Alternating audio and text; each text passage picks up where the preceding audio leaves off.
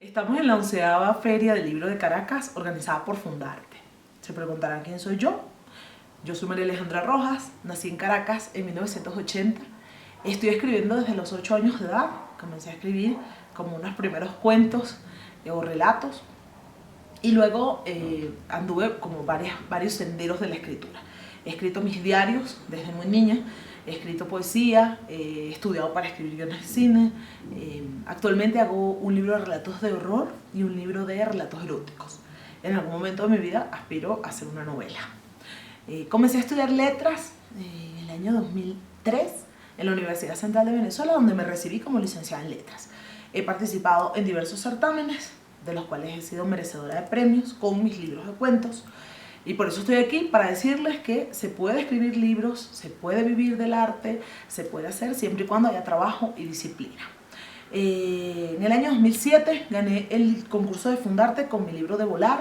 En el 2011 el Salvador Garmendia con mi libro Todas las noches parece. Una mención especial en México en un concurso llamado Cada loco con su tema. Cada loca con su tema. Mi tema estaba bien loco. Y continúo escribiendo. Creo que el arte, y en especial la literatura, ha sido una buena razón para vivir. Ha sido un impulso y es un lugar al que les invito a llegar y quedarse y ser parte de. Es a través de la experiencia en la escritura y en la lectura que he traído 5 tips o 5 consejos para todo aquel que quiere acercarse a la escritura de cuentos o a la escritura en general, para que comencemos, para entrar en calor. Uno de ellos es, bueno, primero para contarles un poco de mi experiencia. Yo aprendí a leer y escribir bastante chica. Mi padre me enseñó a leer a los 5 años y tuve la fortuna de nacer en un hogar que tenía mucha pasión por el arte y la cultura, que me alentaban, me auspiciaban todas estas ansias y estos deseos y estas inclinaciones. Llevándome al teatro, llevándome al cine, leyendo lo que yo escribía y dándome muchos libros de una gran biblioteca. Escribiendo, en el transcurrir de estos 32 años de que empecé a escribir mi primer cuento, he notado ciertas cosas que me han ayudado a mí y que ha sido un punto en común con otras personas que escriben. Estos 5 tips que he traído son los siguientes. Uno es ojos que ven. La observación es capital a la hora de la escritura, porque a veces la imaginación no da suficiente para crear un relato sólido o algo que tenga una unidad. Entonces, a nuestro alrededor hay montones de historias que merecen ser contadas. Les cuento, por ejemplo, hace unos años, hace 10 años, yo fui a un tratamiento endocrinológico con una doctora y en el consultorio había una serie de personas con enfermedades metabólicas, con enfermedades hormonales.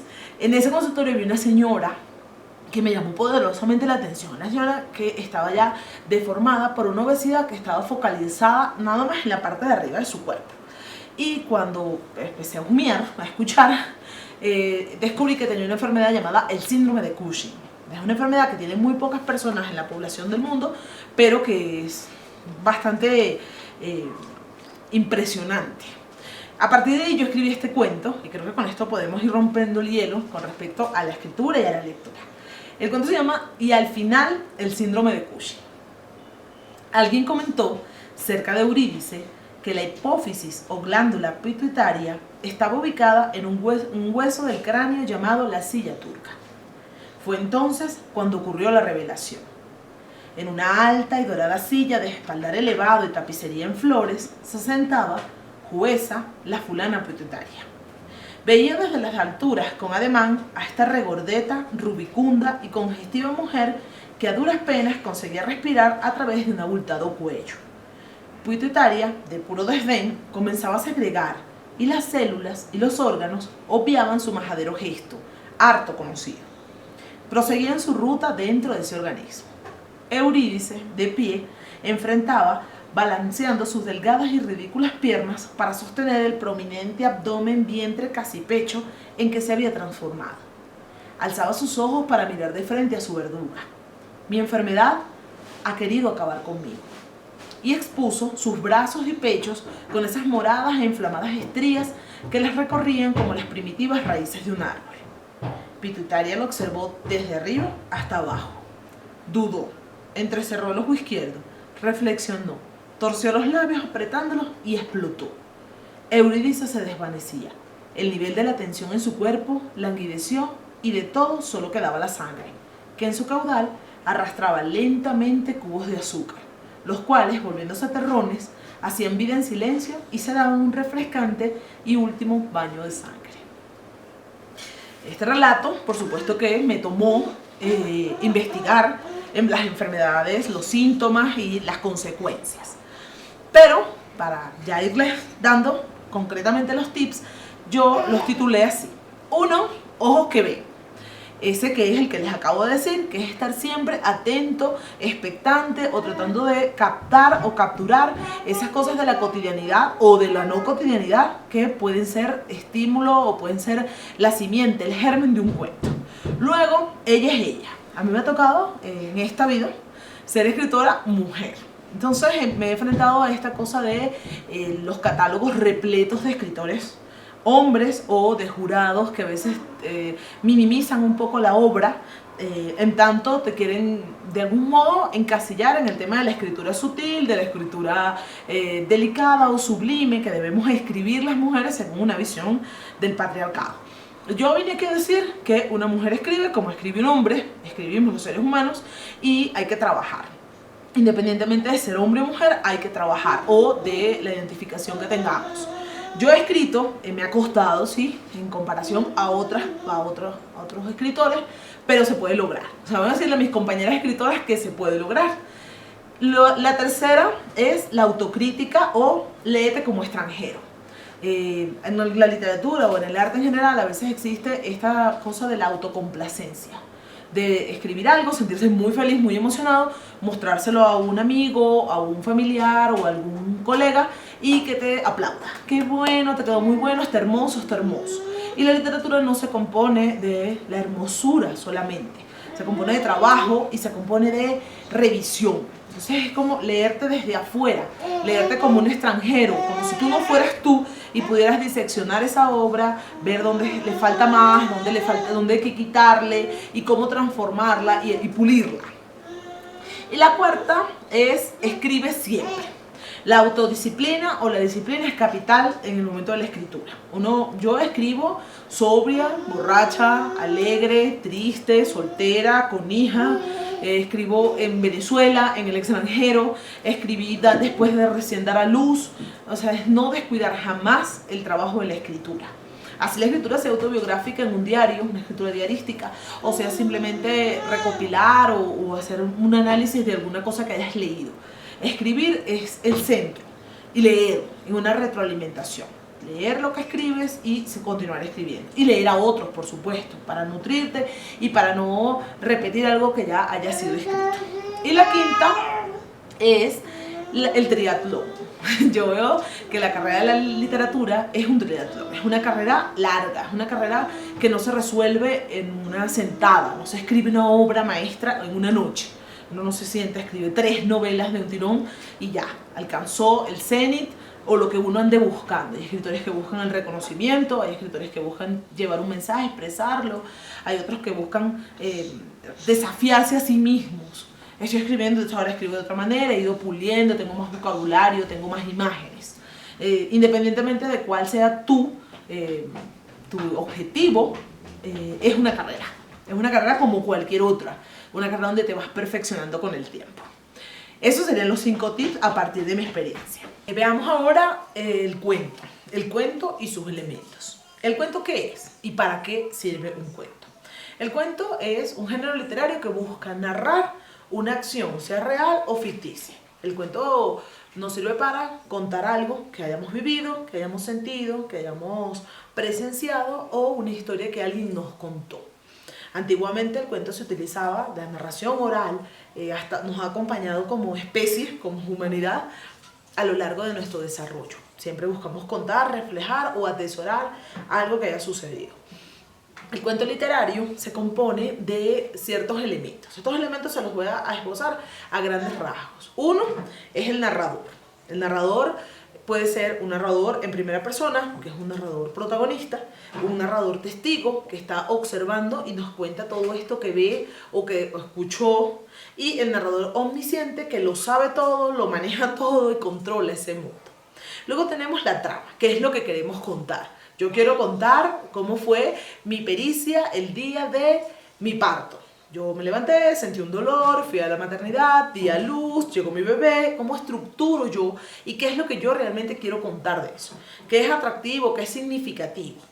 Luego los diálogos, los personajes. Los personajes pueden ser reales, pueden ser ficticios, pueden ser seres humanos, pueden ser seres alienígenas, puede ser un objeto, pueden ser animales, pueden ser animados, inanimados. Estos personajes son los que van a llevar a cabo estas acciones de la trama, los que van a vivir esta historia.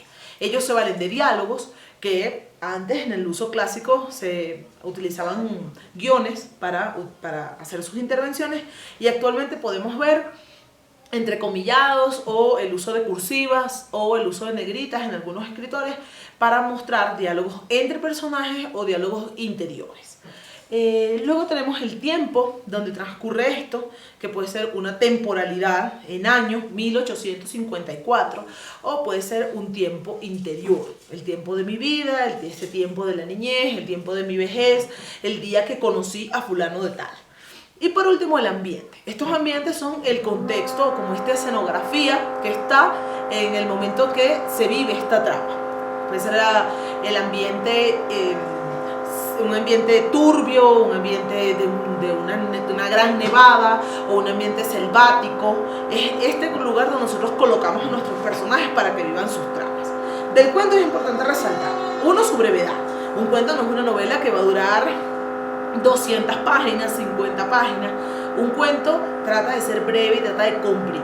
Luego, su unidad. El cuento tiene una unidad donde se ve la historia de un personaje y solo de él, lo que le pasó en ese relato que se va a contar, lo que se va a relatar, no lo que le pasó antes, no lo que le va a pasar después. Y por último, la esfericidad, que hablaba el maestro Cortázar. Dentro de ese mundo todo se resuelve, todo tiene un inicio, todo tiene un desenlace, todo tiene un desarrollo. Así empecemos por el desenlace, o así empecemos por el desarrollo, el llamado in media res. Y esa estructura que se habla de inicio, desarrollo y desenlace es algo con lo que los escritores podemos jugar. Nosotros podemos comenzar en un cuento clásico con el había una vez una niña muy hermosa llamada María Alejandra, o podemos iniciar desde la joven María Alejandra, acostada en el diván de su psicoanalista, cuenta cómo pudo sobrevivir a su propia belleza y al tormento de su belleza. O nos podemos ir al momento final, donde esta mujer, llevada por su belleza, decide arrancarse la cabeza, porque no soporta ver cuán bella es. Entonces decide asesinarse o decide hacer alguna acción en su contra. Ahora, para cerrar nuestro tutorial, he traído una invitada especial y el decálogo nanesco. Como todos me conocen, yo me llamo María Alejandra, muchos por apodo me dicen Nana por cariño, y he hecho este pequeño decálogo sin muchas aspiraciones, sin pretensiones de grandeza, en el cual con mucho cariño y humildad les doy mi experiencia. Estos 10 tips, 10 consejos, este decálogo comienza con 1. No escribir bajo la emoción.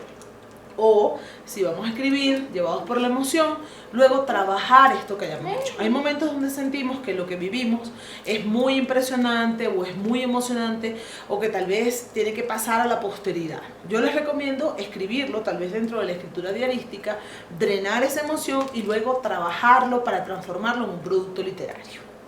2. Estructurar el relato. Hay muchos escritores que comienzan a escribir un cuento teniendo ya el final, sabiendo cómo va a terminar esta historia. Hay otros que simplemente comienzan a escribir y en el transcurso de la escritura ven. Yo les recomiendo, por mi experiencia, saber qué es lo que quieren contar, mínimamente. Yo quiero contar este cuento. Y quién lo va a contar, o quiénes van a aparecer, qué sucesos o qué contexto está ahí. De una forma, tener nosotros una estructura que nos permita hacer el trabajo, un trabajo de orfebrería. 3. Crear un mundo interior. eso que llamamos estilo, este es fulano de tal, sabemos que este es un cuento de Rulfo porque existen estos elementos, porque la escritura es de esta forma, porque utiliza estos recursos literarios. Todos tenemos nuestro propio mundo interior y si lo traducimos a la creación literaria, pues tenemos mucha más riqueza aún.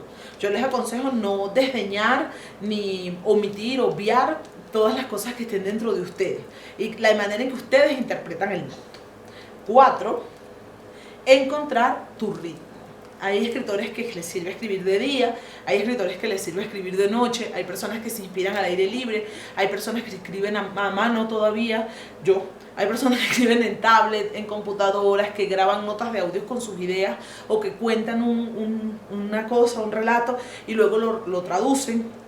Yo les recomiendo encuentren su ritmo, el que sea de ustedes, si les funciona escribir todos los días, si les funciona llevar un diario y con eso ir calentando la mano, pues bienvenido sea. 5. Seguir a maestros pero no compararnos. Es necesario respetar la tradición que nos precede y también conocerla, leer lo que se escribió antes, leer lo que se escribe en nuestro tiempo, inclusive leer el futuro, ese que podemos ver si entramos en conexión, ese que podemos ver en sueños, ese que podemos sentir como un termómetro cuando vemos algo de la realidad.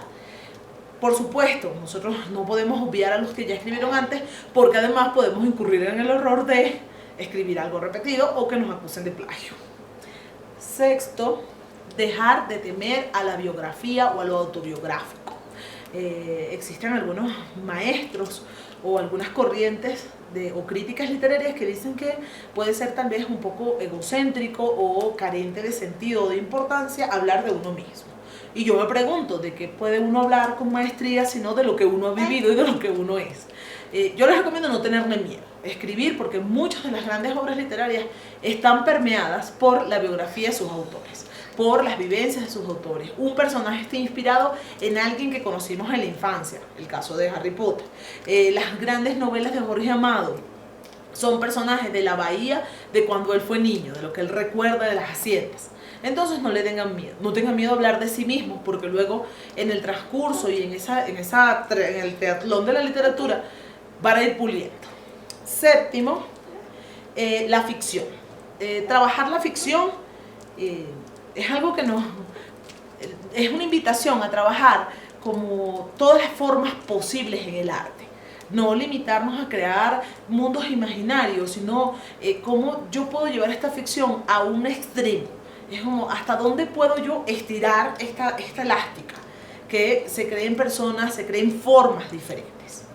8. La inspiración y la investigación. Una cosa es la inspiración, esta musa griega que llega y toca al escritor, al artista. Es una visión un poco vieja y es una visión un poco irreal. Si nos sentamos a esperar la inspiración, lo vamos a escribir muy poco y muy pocas veces.